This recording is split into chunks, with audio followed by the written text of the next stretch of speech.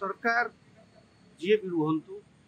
आईन को सम्मान देवा दरकार आईन शासन को सम्मान देवा दरकार माननीय मुख्यमंत्री कहते से निज लोकों मुख्यमंत्री लोकों सरकार लोकों मुख्यमंत्री द्वारा शासित गोटे व्यवस्था केवे भी आईन उल्लंघन होगा उचित नुहे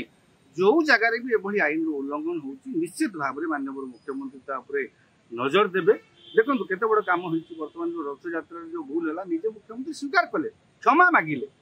तेणु यही जो सब असामाजिक कार्य सब कर लोक मनमानी कर जिनस को प्रोत्साहन दिया नजा भल समाज गोटे अस्थिरता सृष्टि हम गोटे बैड प्रेसिडेंट क्रिएट करेंगे तेणु मु आशा करुच्ची आम समस्ते जहाँ भी हो मनमानी नक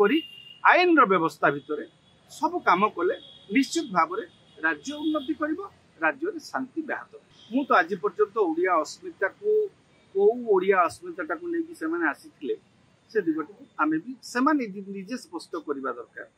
ओडिया अस्मिता हूँ सबकि आज्ञा मु जड़े ओडिया हिसाब से मोर सबकि हूँ मो अस्मितार अंश विशेष मो निज व्यक्तित्व मो निज परंपरा मो निज ऐतिह्य मो कला मो साहित्य मो संस्कृति सबकि से ओडिया अस्मिता भितर अच्छी आम आचरण उच्चारण ओडिशार हूँ अतिथि अतिथि देवो भव ये भी आमर महान ऐतिह्य परंपरा सी भी ऐतिह्यर गोटे अंश विशेष आमर अस्मितार गोटे अंश विशेष तेणु आम सरकार गोटे कथा हूँ अस्मिता गोटे निर्वाचनी स्लोगान थिला कारण सेतेबेले जने अण ओडिया द्वारा परोक्ष भाव में परोक्ष कौन प्रत्यक्ष भाव में मतलब दृश्यमान होता परोक्ष भाव में शासन नियंत्रण होता जड़े अण ओडिया ना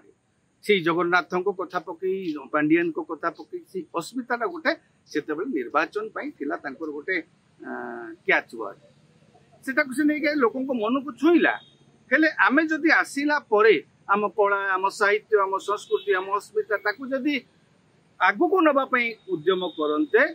आम जो परंपरार धरोहर आमर अच्छी आम जदि आगु को ना उद्यम करते तेज अस्मिता रक्षा होता तेणु अस्मिता को लेकिन गोटे कन्फ्यूजन क्रिएट होती वास्तव अस्मितार संज्ञा परिभाषा सरकार कौन राजनेता कौन